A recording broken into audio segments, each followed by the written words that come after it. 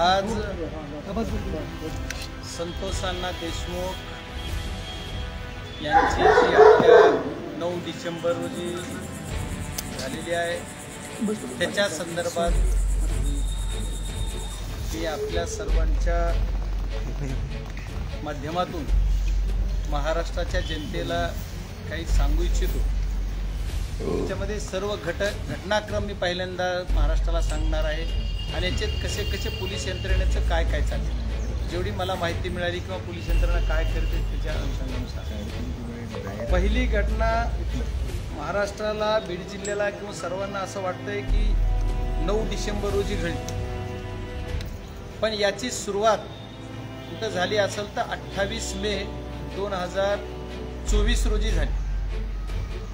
28 मे 2024 रोजी एक खंडणीचा गुन्हा दाखल झाला। म्हणजे 28ला खंडणी मागितली आणि 29ला गुन्हा दाखल झाला केजला। रमेश घुले व अनवळखी एक हा हा झालेला गुन्हा, हा झालेला FIR। रमेश घुले व अनवळखी एक असा त्या अवाडा कंपनीचा जो सुनील केंदू शिंदे वय 42 याने कंप्लेंट दिली। 28/5 कंप्लेंट दिल्याच्या नंतर रमेश घुलेला अटक झाली, जामीन झाली, पण अनवळखी कोण आहे ती आणखी पोलिसांनी ओळखलेला नाही किंवा त्याच्यावर काही पोलीस बोलत नाहीये। याचा अर्थ काय? याचा अर्थ आहे की यांना कुणीतरी सांगितलं आणि अनवळखी जो आहे त्याच्यावर पुन्हा कुठं काही बोलायचं नाही, वाच्यता करायची नाही, म्हणजे अनवळखी तो तिथंच थांबला गेला। पण ही ज्या दिवशी घटना घडली 28 तारखेला आणि 29ला फिर्याद घेतली, म्हणून हा रमेश घुले नावाचा व्यक्ती याच्यानंतर पुन्हा कुठंही पिक्चरमध्ये आला नाही किंवा कुठेही यांनी परत पुन्हा कुठलं काम अवैध करण्यासाठी तो त्याच्यानंतर कुठला गुन्हा दाखल झाला नाही तो हा दिसला। हा पहिला मुद्दा, म्हणजे पोलिसांनी वेळीच कारवाई केली त्या याच्यावर, म्हणून तो विषय संपला। तर त्याच्यानंतर 6 डिसेंबर रोजी अवाडा कंपनीच्या यार्डामध्ये काही गोष्टीचे धक्काबुक्की झाली, मारामारी झाली, भांडणं झाले अशी प्रथमदर्शी तुम्हाला सर्वांना दिसतं। पण याची सुद्धा सुरुवात कुठं झाली तर याची सुरुवात 29/11/2024 रोजी झाली। 29/11/24 रोजी खंडणी मागितली, 2 कोटीची खंडणी मागितली आणि त्याचा FIR कधी झाला 11/12ला। म्हणजे खंडणी कधी मागितली 29/11ला। 29/11ला जर खंडणी मागितली तर 29/11चा FIR पुढे झाला। त्याच्या मी तुम्हाला सांगतो की त्याच्यात काय झालं तर खंडणीची पूर्तता झाली नाही, खंडणी मिळाली नाही, पैशाचा व्यवहार ठरलेला मिळाला नाही। याच्यासाठी त्यांनी 6 डिसेंबरला त्या अवाडा कंपनीच्या तिथं जाऊन सगळे गुंड पाठवून मारामाऱ्या करणे, भांडणं करणे आणि दहशत निर्माण करण्याचं काम या सर्व 7 लोकांनी केलं। ह्याच्यावर ज्या तिथं वॉचमॅन ठेवलेले आहेत, ज्या कंपनीलाही कॉन्टॅक्ट दिलेलं आहे, वॉचमॅनचं जी सिक्युरिटी द्यायची ही कंपनी जी आहे ते या कंपनीला जी कॉन्टॅक्ट दिलंय, एक कंपनीला दिलंय, ते जी कंपनीला कॉन्टॅक्ट दिलंय तर ते कंपनीला दिलेलं कॉन्टॅक्ट कुणाच्या सांगण्यावर बीड जिल्ह्याच्या बाहेरच्या व्यक्तीला दिलंय।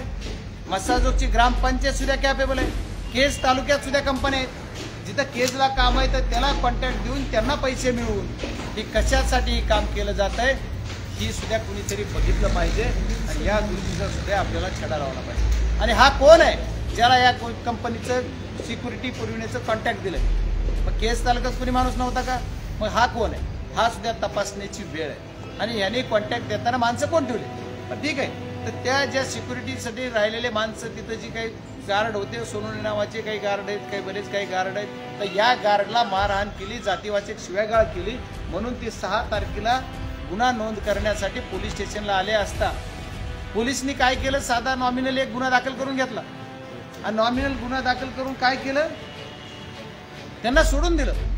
डायरेक्ट म्हणजे कोर्ट सुद्धा नाही, डायरेक्ट सोडून दिलं. आणि त्या पोरांनी त्या मनात त्यांच्या राग ठेवून ज्यांचा कोण ही सगळा मास्टर माइंड आहे त्यांनी काय केलं तर त्यांनी त्यांना ही करायला लावलं. आणि करायल्याच्या नंतर यांनी 9 तारखेला परत पुन्हा ही त्याचा गुन्हा आहे म्हणजे झालेला FIR सॉरी हा FIR आहे. तर या FIRच्या माध्यमातून मी तुम्हाला 2 FIR दाखवले. म्हणजे या सर्व गोष्टीतून आपण सर्वजणांनी बोध घ्यायसारखा विषय आहे की ही घटना घडती कुठून. पहिले 28 मेला घडली, त्याच्यानंतर दुसरी 29/11ला खंडणी मागितली आणि त्याच्यानंतर 6 डिसेंबरला हे तिथं गेले.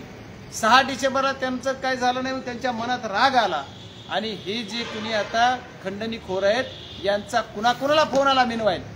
म्हणजे माझं म्हणणं आहे की 29/11 पासून लय मागे गेला नाही 28/5ला, पण 29/11 पासून त्याने पोलीसच्या कुठल्या कुठल्या माणसाला केसला खंडणी केली. 29/11ला आता जो खंडणीचा आरोपी जो जेलमध्ये आहे, जो पोलीस रिमांडमध्ये आहे, तो 29ला केजमध्ये होता. केजमध्ये त्यांनी रजिस्ट्री ऑफिसमध्ये एक रजिस्ट्री करून घेतली एका प्लॉटची. त्याला कायच कमी पडलं कुठपर्यंत. केजला प्लॉटची रजिस्ट्री, त्याच्याबरोबर कोण कोण होता. 29/11 पासूनचे तरी CDR काढा म्हणजे तुम्हाला सगळं कळलं.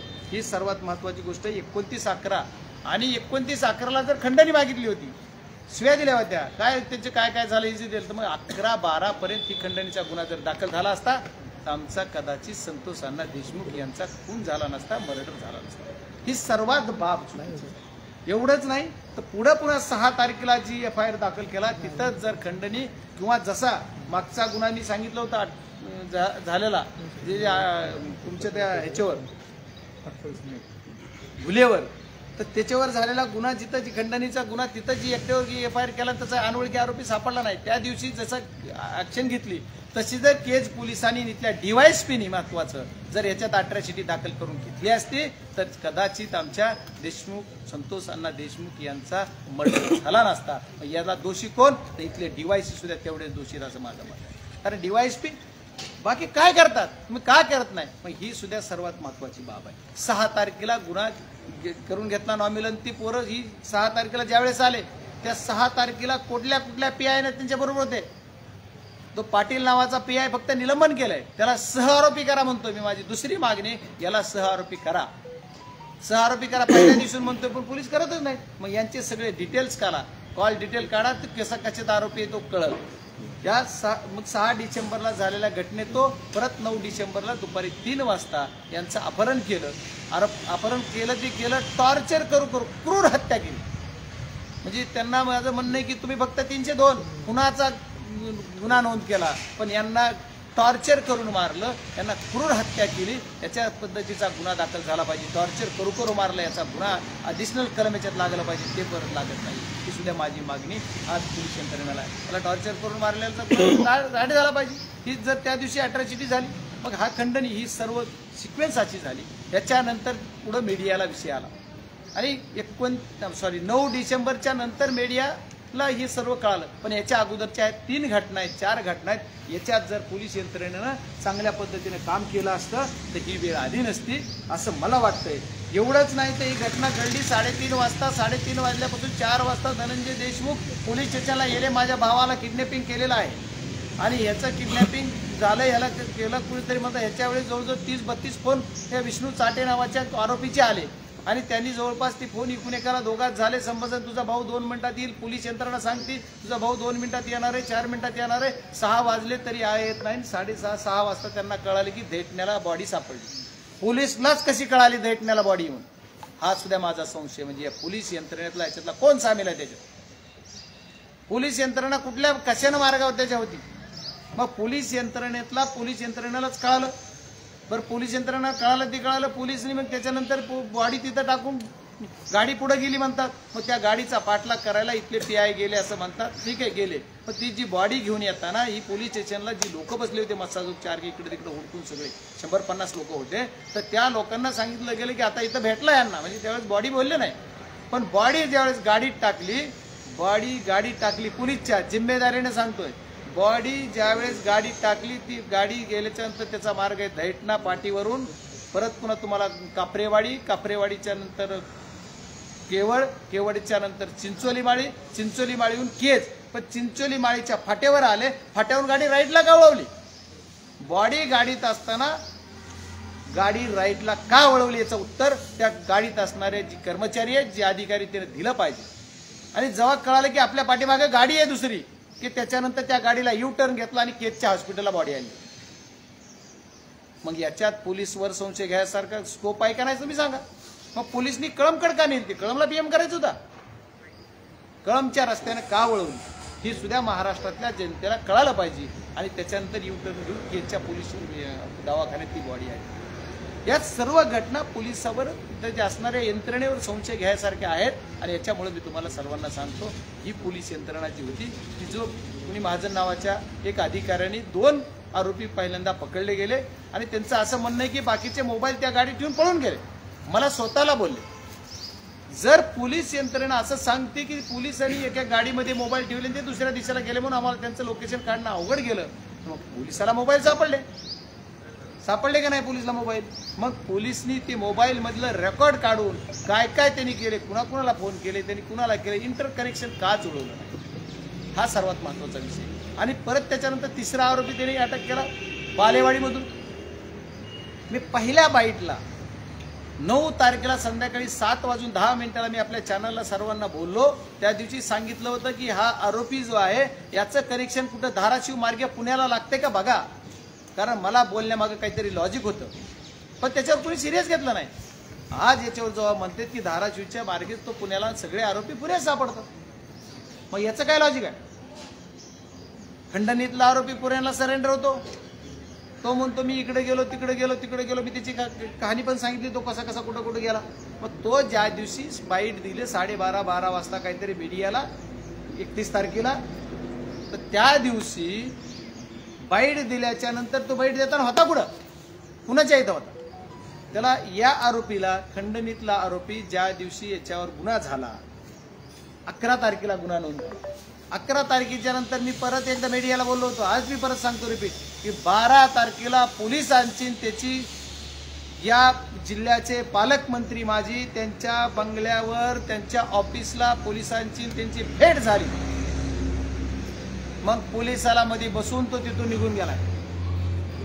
12 तारखेला या बीड जिल्ह्याचे माजी पालकमंत्री मग यांच्या बंगल्यावर पोलीस आणि हा जो खंडणीखोर आरोपी यांची भेट झाली 12 तारखेला. तर मग 12 तारखेला 12-13 समजा एका दिवस मागं पडत त्या दिवशी झाली भेट. तर मग तो पोलीस मध्ये नाही बाहेर मग निघून जातोय सेल्फ मारून. तर मग पोलिसांनी याला सोडलं कसं? बरं, पोलीस यांना गार्ड आहे, ते कुठल्या पदावर आहे आरोपी माहित नाही, पण यांना गार्ड आहेत पोलीसचे. आज मला संरक्षणला गार्ड आहे माझ्यासोबत. मी जर कुठं चाललो तर त्या गार्डला कळलं पाहिजे की तू थांब. त्यांची जिम्मेदारी आहे गार्डची की आम्ही चांगलं काम असो वाईट काम असो आमच्याबरोबर 24 घंटे राहणार. मग गुन्हा झालेला आरोपी बरोबर परत पुन्हा गार्ड कसे राहील? जर याच्यावर गुन्हा नोंद झालाय तर हे आरोपी कसे राहील?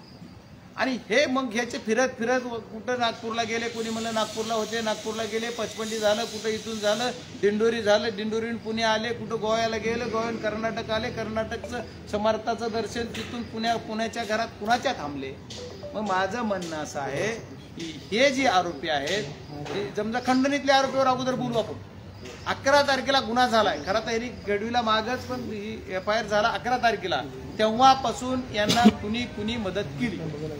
11 तारीख ते 31 तारीख जवळपास 18 दिवस 21 दिवस 20 दिवस काय जी भरले समजा तुमच्या 11 तारखेपासून 19 दिवस 11 ते 21 दिवस असतात. तर एवढे 21 दिवस या आरोपीला कुणी मदत केली. या सर्वांना सह आरोपी का केलं जात नाही किंवा ह्यांच्यावर मोक्काला का लावला नाही? पोलीस म्हणतात, माननीय मुख्यमंत्री महोदय म्हणले की आम्ही मोक्कात लावणार, आम्ही सर्वांना न्याय देणार, शेवटच्या माणसा टाकतोर जाणार. मग का जात नाहीत? याला सुद्धा मोक्का लावला पाहिजे. ही सर्व केस पहिल्यांदा बीड पोलीस बघत होतं. बीड पोलिसाकडून ती काढून केस कुणाकडे दिली गेली? CID कडे दिली गेली. पहिल्यांदा मर्डरची, त्याच्यानंतर अट्रॅसिटी आणि ती खंडणी, हे तिन्ही केस परत पुन्हा CID कडे दिल्या गेल्या. मग आता बीड पोलीस म्हणायला मोकळे झाले की आमच्याकडे तपास नाही. परत SIT नेमली. SITचा योगा बघा, SIT कधी नेमली जाते? ज्या दिवशी अधिकारी सरेंडर आपला आरोपी सरेंडर होतो त्या दिवशी SIT नेमली जाते. म्हणजे SIT कोण घ्यायचं ह्याची SIT अगोदरच पाठवलेली, SITची घोषणा अगोदरच केलेली. SIT ही राज्यपालाकडे जी पाठवले नावं ती एकदा कन्फर्म झाले. आरोपीला वाटलं आता मला कुणी काही करू शकत नाही म्हणून SIT एकदा त्याला फायनल झाली. 31 तारखेला यांना कळालं SIT फायनल झाली, राज्यपालाची सही झाली, 31ला डिक्लेअर, 30ला 1ला डिक्लेअर झाली. म्हणजे ज्यावेळेस राज्यपालावर तर अगोदरच पाठवली असणार, राज्यपालाकडे गेली त्या सेम दिवशी नाही सही झाली. म्हणजे अरे SITतले नावं फायनल करून घेतले आणि त्याच्यानंतर आरोपी सरेंडर झाला. CID मध्ये जे नेमलेत अधिकारी, CIDला आता CIDचे जे काही प्रमुख आहेत, या CIDच्या प्रमुखांना सुद्धा माझी विनंती आहे की बाबा तुम्ही सर्वजण एवढं बीड जिल्ह्यातला एवढा मोठा गंभीर असणाऱ्या प्रश्नाचं काम करताय, याच्यावर तुम्ही काम करताय, तर या सर्व गोष्टीतून आपण किती गांभीर्याने घेतलंय हे सुद्धा बघितलं पाहिजे. प्रशांत बुर्डे असं नाव आहे त्यांचं, SIDचे प्रमुख, ह्याचे CIDचे प्रमुख. मग त्यांनी CID म्हणून CID आपण आता मालिकेत CIDची मालिका असू द्या बघतो होतो कधी त्याच्यातली CID आपली प्रत्यक्ष CID मध्ये काय आहे, तुमचं चाललंय काय, मोकोका लावायची पद्धत काय आहे. तर ज्याला समजा मर्डर केलाय 7 जणांवर मोकोका लावला की मग आमचं सर्वांचं लक्ष मोकोका लावला म्हणून शांत आणि मग यांना आरोपी सोडायला मोकळे. मोकोका कधी लावला? 2 दिवस आज त्या ह्याचा काहीतरी एका 302 मध्ये आणि मर्डर खंडणीमध्ये असणारा जो आरोपी आहे त्याच्यावर सुद्धा आज PCR काय MCR काहीतरी मागितलं, त्याच्यावर काहीतरी कोर्टात आज हिअरिंग आहे चालू असं लागत झाली असेल माहित नाही त्याचं काय ते. तर हे असताना ते केलं की मग त्याच्यावर हे दोन त्याच्यात आहेत. मग हे जे मोकोका लावताना ह्या 7 जणांवर 8 जणांवर लावला तुम्ही. एका सिद्धार्थ सोनवणे का काहीतरी टिप दिली म्हणून त्याला ऍड केलं. मग यांना कुणी केलं, ही साथ दिली. गाडी घेऊन कोण आलं, मी बोललो की गाडी पकडली, गाडीचा मालक कुठे आहे, या सर्व गोष्टीचा घटनाक्रम बघा, याच्यात कुठंही काही दिसत नाही. परत आता आज वेगळा आरोप ऐकला म्हणण्यापेक्षा वेगळ्या काही गोष्टी आहेत की पोलीस स्टेशनमध्ये कॉट दिले वगैरे ते ऐकलं होतं, मी त्याच्यावर कधी बोललो नाही. पण पोलीस स्टेशनमध्ये तुम्हाला VIP ट्रीटमेंट मिळत असेल, गेवराईच्या पोलिसांना कोणी ब्लँकेट घेऊन जात असेल. आता मला कळालेली माहिती मी ऐकले तुमच्या समोरच मगाशी, आता मला पण एवढं डिटेल त्याच्यात माहित नाही, मी त्याचे पुरावे घेईन. मग हे जर लोकांच्या मनात संशय आहे तर तुम्ही का उघडं करत नाहीत पोलीसवाले, हे बघ कुठे कुणी काही नाही, हे बघा आरोपी. अरे काय होणार आहे, आरोपी जे आहे ते आरोपी तुमच्या तिथं आहे. तुम्ही कुणी गेवराईला ठेवले, कुणी बीडला ठेवले, कुणी कुठे ठेवले, ठीक आहे, तुम्ही तुमचा भाग आहे तपासाचा म्हणून तुम्ही वेगळे ठेवले, ओके. पण याच्यानंतर तुम्ही एक आरोपी जर ते सिद्धार्थ सोनवणेला मोकोकामध्ये घेतले, टीप दिली म्हणून, की कुठं आलता आमचा संतोष अण्णा देशमुख यांनी त्यांनी सांगितलं म्हणून त्याला केलं. पण बाकी मग हे जे एवढा खंडणीतून सगळा गुन्हा घडला आहे, मग खंडणीच्या आरोपाला का आरोपीला 302 मध्ये येत नाही? खंडणीचा आरोपी जो आहे तो 302 मध्ये येत नाही, तो मोकोकामध्ये येत नाही. म्हणजे नेमकं काय, म्हणजे याचा अर्थ असा आहे की उद्या काही करताना यांना एकच करायचंय की आम्ही मोकोका लावला, आम्ही 302 वर ही सगळे ऍड केले आणि सोडून सगळे दिले. या काळामध्ये ज्या पोलीस स्टेशन, आम्ही जिम्मेदारीने सांगतो, ज्या दिवशी 9 तारखेची घटना घडली त्या दिवशी गणेश मुंडे नावाचा PI मस्साजोगला काय करीत होता, त्याची ड्युटी होती, तो तिथं का आला, त्याचे मोबाईल त्याचे CDR काढा, त्याचं लोकेशन काढा, कळलं का नाही का आला. दराडे नावाचे जे PI आहेत ते दराडे नावाचे PI सुद्धा प्रत्येक माहिती SP ला देत होते. बारगळे साहेबांना घ्या, SP ना त्यांचा फोन यांचा की त्यांचा फोन तिकडे, ही दराडे नावाचे PI असं करतात. एवढंच नाही तर तुमचे दहिपळे नावाचे जे PI गेला आहेत ह्याचं तर सगळं पूर्ण ह्याच्यातच आहे ती म्हणजे काय त्याचं म्हणजे डॉन पोलीस स्टेशन मध्ये. असा जो एक पिक्चर मध्ये बघितलेलं बघा, पोलीस अधिकारी कपडे काढतोय, मस्त माल लावतोय, तसा आमचा दहिपळे. जिम्मेदारीने सांगतो, संविधानिक पदावर, जिल्ह्याच्या सर्वोच्च पदावर मी जिम्मेदारीने सांगतो की या दहिपळे नावचा अधिकारी पोलीस स्टेशनला वर्दी काढून फक्त पॅन्ट आणि बनेरवर बसलेला आहे. आणि त्यांनी काय सांगितलं, तू कुणाचं काम करणार आहे, माझ्या निवडणुकीच्या वेळेस सुद्धा तू ताईचं करणार आहे का त्या बचेचं करणार आहे. पोलीस अधिकारीची भाषा आहे.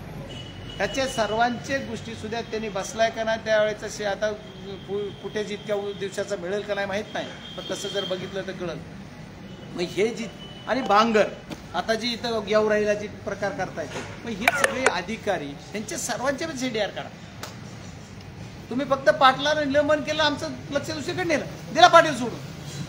मग याचा अर्थ सुद्धा असा आहे की तुम्हाला पाटील सोडून द्यायचाच होता का, मग ही सुद्धा संशय आमचा येतो. या सर्व घटनाक्रम करताना तुम्हाला प्रत्येक गोष्ट सांगणार आहे. 6 डिसेंबरची सांगितली, 9 डिसेंबरची सांगितली, परत 29 डिसेंबर परत पुन्हा तुम्हाला सांगतो की ह्या सर्व गोष्टी करताना 10 डिसेंबर रोजी सामान्य जनता रस्त्यावर उतरली आणि याच्यानंतर ते प्रयत्नाचा विषय झाला आणि क्राईम ब्रँच प्रत्येक गुन्ह्याला अटक करतो म्हणजे कुठे गेलं, एक त्या दिवशी उचलून आणलं तिने 11 तारखेला. याच्यानंतर परत पुन्हा जी 13 डिसेंबर रोजी जिल्हा बंदचा बीडला झालं. या सर्व घटना करताना तुम्ही केलं काय मग तेवढे दिवस?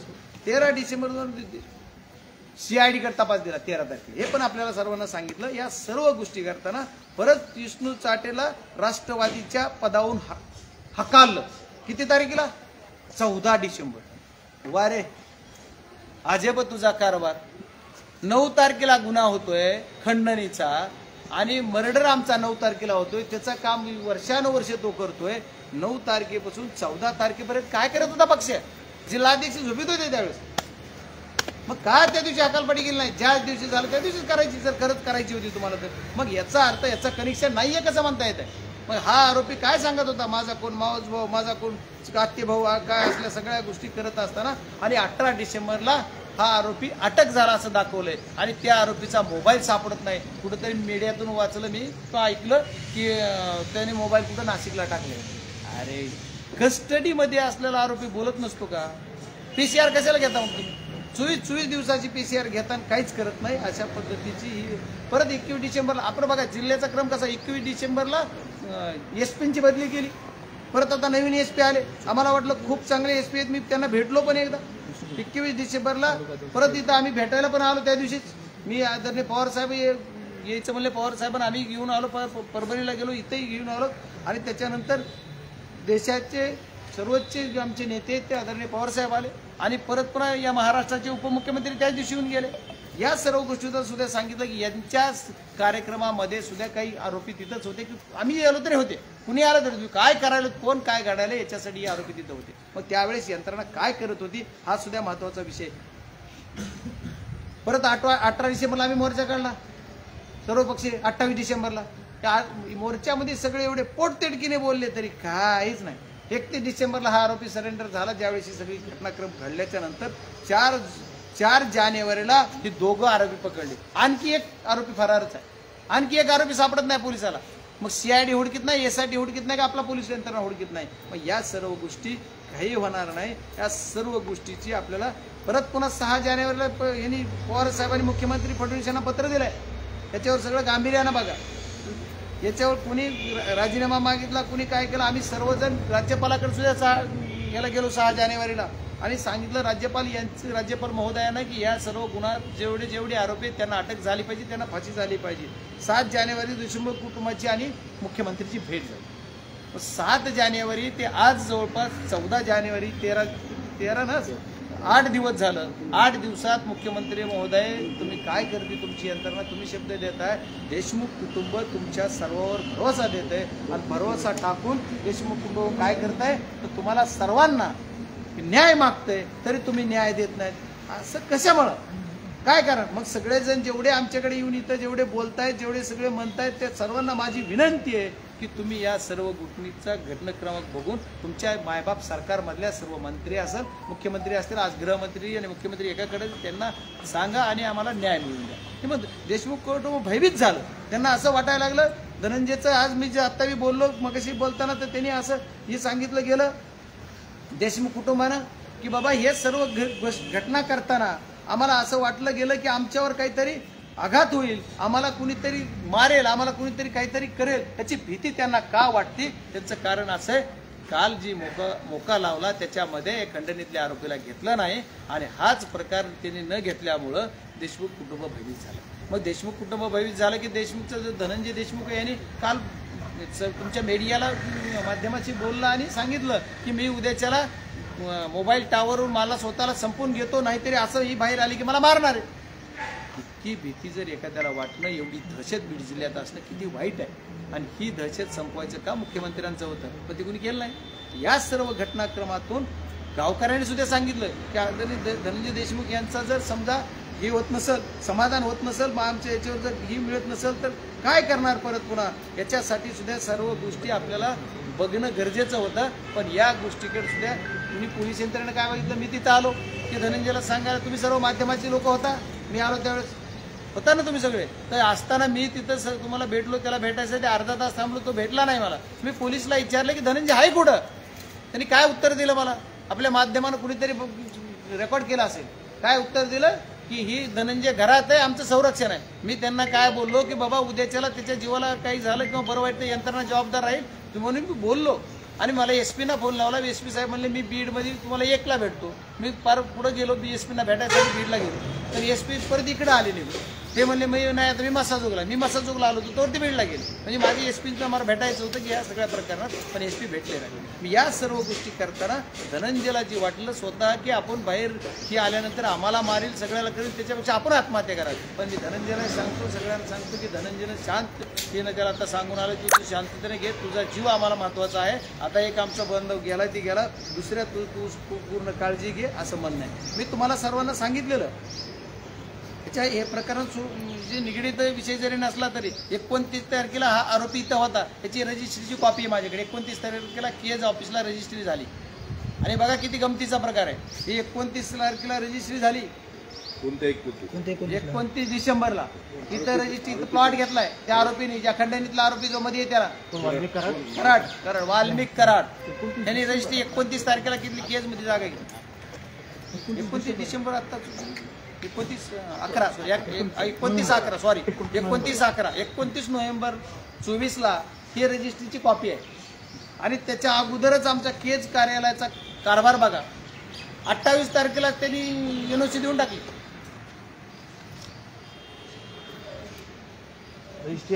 रजिस्ट्रीच्या अगोदर. बरं, रजिस्ट्री झाल्याच्या नंतर सर्वसाधारण जनतेला, आम जनता, मी आम पब्लिक म्हणून जर आलो तर 14 दिवस फेरवायला लागतात. ही जी नायब तहसीलदार इथं आहे त्याला 4 जज सीओचा केज नगरपंचायतच्या, आणि त्याने ही एनओसी देऊन टाकली. बरं, एनओसी देताना तू बाबा कमीत कमी त्याच्या नावावर जागा आहे का बघ, त्याची रजिस्ट्री का बघ, त्याचं 14 दिवस त्याचा फेर झाला का बघ, आणि ही द्यायचा अधिकार तुला आहे का. सर्वात माझा प्रश्न आहे की याला नगरपंचायतच्या जनरल बॉडी, स्टँडिंग कमिटी, कुठल्या तरी बॉडीला नगराध्यक्षाची सल्ला आहे का. नगराध्यक्षालाही माहीत नाही असं कळतंय. आता मीटिंग बोलली नाही, कुठली एनओसी द्यायची झाली तर आम जनतेला कसा त्रास झाला. मग ही तुम्हाला सांगितलेलं नगरपंचायत बॉडी ऍक्टिव्ह आहे, मग ऍक्टिव्ह आहे म्हणून झालं ना असं. नगरपंचायत ऍक्टिव्ह आहे, आता नगरपंचायत आता ऍक्टिव्ह आहे म्हणूनच बोलावली. आता सध्या पूर्ण नगरपंचायत बीड जिल्ह्यातल्या महाराष्ट्रातल्या सगळ्या ऍक्टिव्ह आहे. नगर परिषदा आणि नगरपालिकेच्या निवडणुका, तर ही ऍक्टिव्ह आहे. तर या सर्व गोष्टीतून ह्या सीओचा कारनामा ह्या विषयाला निगडीत विषय आहे की म्हणजे 29 तारखेला कसा इथं होता हे प्रूव्ह करायचा पुरावा आहे की 29 तारखेला हा आरोपी इथं होता, 29 तारखेला खंडणी वाटली. मग त्याच्या कुणाकुणाच्या, मग एवढ्या माझं म्हणणं की 29/11 पासून तुमची जी गुन्हा नोंद झाला 11 तारखेला, 11 डिसेंबर तोपर्यंतचे जरी फक्त या आरोपीला कुणाकुणाचे फोन आले, कुणी कुणी काय केलं याचे जर तपास झाला तर योग्य होईल. पण नाही करत, ह्या सर्व गोष्टी सोडून देतात.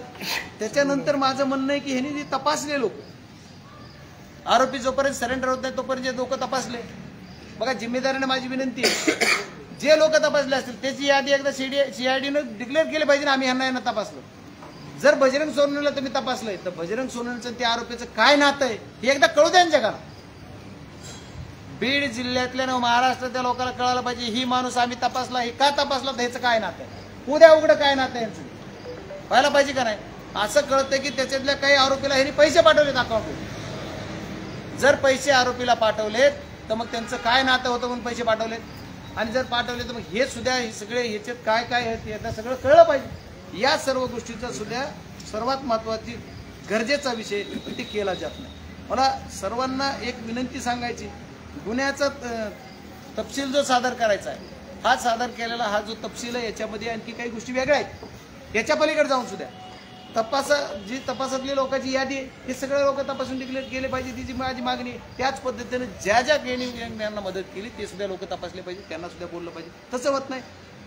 या सर्व गोष्टी करता असताना तपासासमोर काय आलं हे डिक्लेअर कर ते बी करत नाहीत. एवढंच नाही तर बघा आणखी बरेच काही घटना आहेत जिल्ह्यामध्ये. ही जी सहकार्य करणारी पोलीस यंत्रणा आहे ह्या पोलीस यंत्रणेने सुद्धा काय मी जसं अगोदर बोलत होतो त्याच्यावर सुद्धा काहीतरी पोलीस यंत्रणा एसपीने बघितलं पाहिजे. तुमच्यावर असा आरोप होता लोकप्रतिनिधी, त्याचं काय म्हणायचं सांगा. या जमिनी किती जणांच्या जमिनी हडप केल्यात, किती जणांवर बलात्काराच्या केसेस आहेत, कुणा या आरोपीच्या मुलावर पोस्को नावाची एक पोस्कोची एक केस कोर्टाने दाखल केली. परत मीडियाला काल मी बघितलं आणखी की मीडियाला सुद्धा काल झालं की कुठल्या तरी एका मॅनेजरच्या बायकोला धमकावलं, त्यांना काय काय केलं तरी त्याचा पोलीस यंत्रणेचे गुन्हेच दाखल करून मिळत नाही. मग काय दबाव आहे आणि माझा काय संबंध आहे म्हणतात लोकप्रतिनिधी.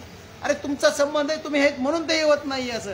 म्हणजे कितीतरी असे विषय आहेत. मी या सर्व गोष्टी करत असताना तुम्ही त्याला का आगे करत नाही. आणि एवढंच नाही तर आणखी महत्वाचा हास्यास्पद विषय, मोकोका लावायला साधा 1-2 गुन्हे असले ना तरी त्याच्यावर मोकोका लावतो. जिम्मेदारीने सांगतो, पोलीस यंत्रणा सगळ्या राहायच्या 2 गुन्हे असले तरी त्याच्यावर मोकोका लागतो. अरे या पट्ट्यावर 22 गुन्हे. एवढंच नाही तर याला 302 मध्ये घ्यायचं अडचण काय.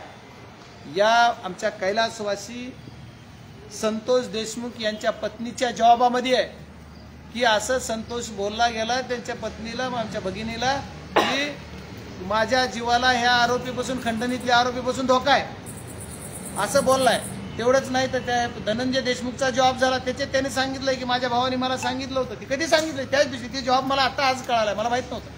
आज ज्यावेळेस मी त्याला बोललो त्यावेळेस ती म्हणतो, बाप्पा का म्हणलं तू एवढं टोकाचं पाऊल उचलत नाही. त्यानं मला सांगितलं, बाप्पा मी माझ्या जॉबात सुद्धा दिलंय आणि माझ्या वहिनीच्या जॉबात आहे, तरी सुद्धा याला अटक किंवा याचं नाव 302 मध्ये येत नाही. म्हणजे याचा अर्थ काय होतो? याचा अर्थ असा होतो की पोलीस यंत्रणा याला माफ करते किंवा याला सोडते. त्याच्यामुळे पोलीस यंत्रणेला सुद्धा कुठंतरी वचक पाहिजे, पोलीस यंत्रणेने या सगळ्या गोष्टी केल्या पाहिजे. एवढंच नाही बघा, आता माझ्या लोकसभेच्या निवडणुकीतला विषय त्याच्या अगोदर झाल्या तारीख वाईज डिटेल सांगताना लई वेळ लागेल म्हणून जास्त काय नाही घेत. पण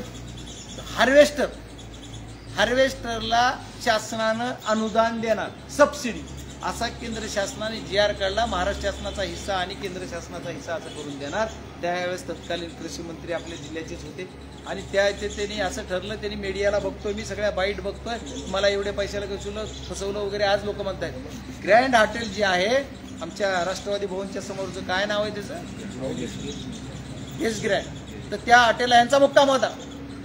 आणि मी सगळ्या मीडियाला बोललो त्यावेळेस, अरे तिथं मारलंय लोकांना रे, बघा तुम्ही काहीतरी करा. कोणी काही केलं नाही. प्रिंट मीडियाच्या फोन केले तेवढं बरं हो झालं, एकानं बातम्या येतात.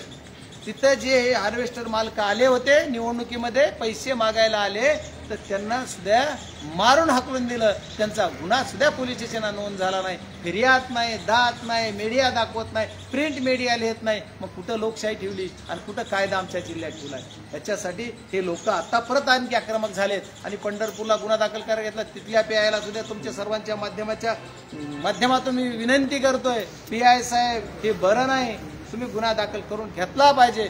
ज्या पोलीस स्टेशनला जो आमचा हा शेतकरी बांधव येईल त्याचा गुन्हा तिथल्या महाराष्ट्रातल्या कुठल्याही PIनं दाखल करून घेतला पाहिजे. नाहीतर त्या पोलीस स्टेशनच्या समोर जाऊन मी आंदोलन करणार. कारण ही जर चूक केले, यांना फसवलंय या लोकांना.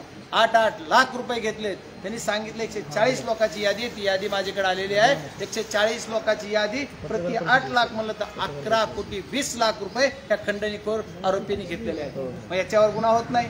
याच्यावर का होत? जेवढे महाराष्ट्रात आता लोक पुढे येतात गुन्हा करा म्हणून दाखल, त्यांचे गुन्हे दाखल करून घेतले पाहिजेत या सर्व यंत्रणेनं. पण ही होत नाही. त्याच्यामुळे अशा बऱ्याच काही गोष्टी आहेत की या सर्व गोष्टी जर नाही झाल्या तर मग आपल्याला काहीच करता येत नाही. परत बघा, मुख्यमंत्र्याला ज्या दिवशी भेटले कुटुंब, त्यावेळेस कुटुंबानं सगळं काय केलं होतं, वरिष्ठ वकिलाची नेमणूक करा म्हणले. आता उज्ज्वल निकमाची मागणी केली. उज्ज्वल निकम तर मुख्यमंत्र्याचं एक बाईट बघितलेलं मी, ते बोलले की मी हे करणार. आपल्या उज्ज्वल निकम यांना फोन केला, सूर्यदेश मला बोलले आणि उज्ज्वल निकम साहेबांना मी फोन केला, ते 2 दिवसात सांगतो. आणखी 2 दिवसच संपले नाही त्यांचे. अजय सुरेश अण्णांनी खूप धावपळ करून बोलतायत. सत्ता पक्षाचे असताना, भाजपचे असताना ते आमच्या या आंदोलनात या सगळ्या गोष्टीत बरोबर आहेत. त्यांना विनंती आहे की उज्ज्वल निकमची ऑर्डर कधी निघणार मुख्यमंत्री महोदय, हे एकदा आम्हाला कळू द्या ना. त्याच्यामुळे तर आंदोलन ते भयभीत झालं. बरं, उज्ज्वल निकम साहेब नाही तर आता आमचे जे सतीश माने शिंदे नावाचे ॲडव्होकेट आहेत त्यांना द्या, त्यांची ऑर्डर काढा. ही आमची मागणी, आज यांची सुद्धा तीच मागणी होती. या सर्व आणि फरार आरोपी आणखी सापडला जातात. एवढा महाराष्ट्र पेटलाय तरी फरार आरोपी पकडला जात नाही. ही किती बिलकुल वाईट परिस्थिती आहे. त्याच्यामुळे ह्या सर्व गोष्टी करताना, आणि बघा आम्ही एवढं सगळं करतोय, मोर्चे काढतोय, बीड जिल्ह्यातली जनता पूर्ण भयभीत आहे. हे मोर्चे काढताना प्रति मोर्चे काढले जाते. प्रति मोर्चे काढताना मी तुम्हाला सर्वांना, वाहिनीचे सर्व प्रतिनिधी आहेत, माझी विनंती आहे आणि सर्व पोलीस यंत्रणा विनंती आहे, एसपीना विनंती आहे की या प्रति मोर्चा जे कोणी होते त्यांच्यावर किती गुन्हे दाखल आहेत त्याची लिस्ट काढा आणि त्यांना तुम्ही गुन्हेगार का करत नाही। आणि प्रति मोर्चे काढणाऱ्याला माझी विनंती आहे की तुम्ही किंवा एसपीना माझी विनंती की तुम्ही सांगा बीड जिल्ह्यातल्या जनतेला की त्यांनी परवानगी घेऊन मोर्चा काढला का। पोलीस स्टेशनला बिना परवाना बसणं सुद्धा गुन्हा आहे का नाही। मग जर गुन्हा आहे तर यांना कसं बसवलं आणि त्यांच्यावर गुन्हा का दाखल झाला नाही। आणि एवढे गुन्हेगार सगळे गुन्हेगार आहेत त्याच्यात, कुणी रेती माफी आहे, कुणी गुटखा माफी आहे, कुणी राख माफी आहे, तरी सुद्धा त्यांच्यावर गुन्हा नाही। यांनी या कडाची त्या कडाला परत काही जण आरोपी असे आहेत की त्या आरोपीला साथ देणारे काही लोक मीडिया समोर येऊन उघड माथ्याने बोलतात, कुणी CID समोर आमच्या धनंजय देशमुखला दाब देत आहे आणि ते मीडिया समोर येऊन म्हणते आम्ही असं नाही स्टोरी बनवता, पिक्चरची स्टोरी बनवण्यासाठी। मीडिया काय करतोय, पोलीस यंत्रणा काय, एसपी आले हे काय करतात। आज नवीन एसपी खूप चांगले म्हणून आम्ही अपेक्षा बघतो ते काय करतात, त्याच्यामुळे त्यांची सुद्धा तेवढीच जिम्मेदारी आहे। मला जास्त काही न बोलता आता आमच्या ज्या काही मागण्या आहेत त्याच्यावर सांगायचे। न्यायालयीन उज्ज्वल निकम यांच्या मार्गदर्शनाखाली तपास करण्याचा मुख्यमंत्री महोदयांनी विधानसभेत दिलेला शब्द होता, तो पाळणार का। तपासात त्रुटी राहणार नाही, तो अर्धवट पुरावा सादर केल्याचा आरोपींना फायदा होणार नाही। यासाठी वरिष्ठ सरकारी वकील न्यायालय यांच्या देखरेखीखाली तपास होणे आवश्यक आहे। नाही होत तसंच तपास चालू आहे की नाही कुणालाच खात्रीशीर माहिती नाही, मात्र अर्धवट तपास व अर्धवट पुरावा आरोपींना जामीन मिळेल का काय अशी शंका आमच्या मनात किंवा बीड जिल्ह्यातल्या जनतेच्या मनात भीती वाटते।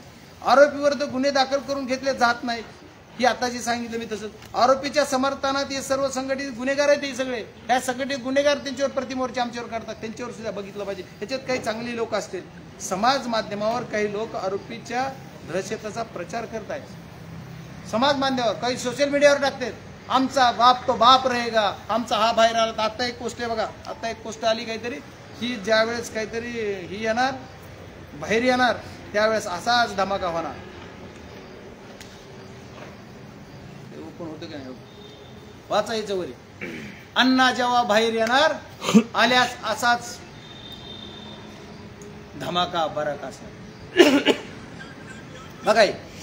मग अशा पोस्ट टाकतात ह्याच्यावर काय कारवाई करतात एसपी साहेब, म्हणजे हे बाहेर येणार आहे ती जवळपास यांना माहीत झालं कसं बोललं जाते।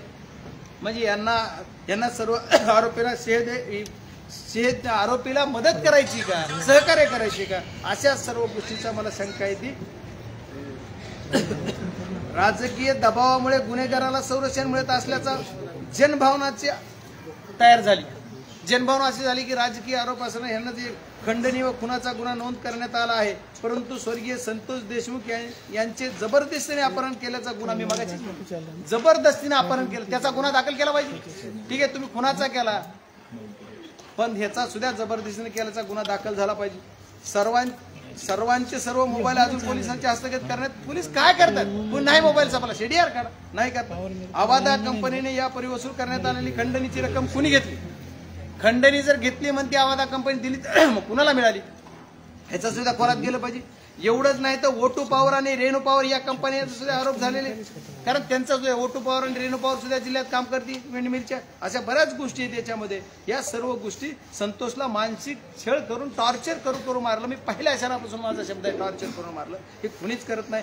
आरोपी पळून जाण्यासाठी सुद्धा मदत करणारी काही पोलीस यंत्रणाच होती का काय असा संशय मला आहे। जिल्ह्यामध्ये विविध जे अवैध धंदे त्याला संरक्षण द्यायचं काम ही मंडळी करते, त्याच्यामुळे यांना कुठंतरी थांबलं पाहिजे। चांगल्यांना संरक्षण, गुंडांना काय चाललंय, गुंडांना संरक्षण चांगल्याला सोडून देत आहे धरताय असे पद्धती झाली। यामुळे जिल्ह्यातील कुटुंब इतर कुटुंब सुद्धा भयभीत आहेत। या सर्व गोष्टी करताना आपल्याला सुद्धा या कुटुंबाला रक्षण करण्याची जबाबदारी शासनाने घेतली पाहिजे आणि या कुटुंबाचं संरक्षण झालं पाहिजे, सरकारी वकील नेमला पाहिजे। अशा बऱ्याच मागण्या आहेत आणि माझं म्हणणं आता संक्षिप्त सांगतो, एकच म्हणणं आहे या जी मोका लागला पाहिजे जो खंडणीतला आरोप आहे याचा गुन्हा जिथून सुरुवात झाला संबंध महाराष्ट्राला मी सर्व हिस्ट्री सांगितलेलं आहे, पोलीस यंत्रणा सांगितली, माझे गृहमंत्री आणि मुख्यमंत्र्यांना सुद्धा माझी विनंती आहे तुम्ही सुद्धा सर्व ऐका। हा घटनाक्रम मी फक्त 28 पासून पुढचा नेला आहे, त्याच्या अगोदर तर लय काही आहे। आणखी मला पण भरपूर काही सगळं काही सांगायला हा घटनाक्रमाची फक्त संतोष देशमुख यांच्या हत्येपुरता विषय आज मी बोलतोय, आणखी भरपूर काही काही आहे. पण या सर्व गोष्टींना मागणी की संतोष देशमुख यांच्या आत्म्याला शांती मिळाली पाहिजे, याच्यासाठी त्यांना फाशी झाली पाहिजे. जेवढ्यानी तुम्हाला जी 28 तारखेपासून 28 जी समजा काय ती 29/11 जी खंडणी मागितली असं जी आरोप झालाय, 29/11 आतापर्यंत जेवढ्यांनी यांना मदत केली त्यांचे CDR करा. आरोपीला पळून जाण्यासाठी एक डॉक्टर कुटुंबीय, त्यांची मिसेस काहीतरी शासकीय वकील आहेत असं कळतंय मला, पण त्याच्यातलं एवढी डिटेल माहीत नाही. मग असं जर असेल तर ते कुटुंब त्यांना मदत करत नाही, त्यांना नोटीसवर सोडून देतात. यांना असं याच्यात घेतलं पाहिजे मोक्यामध्ये. हे सर्व ज्यांच्या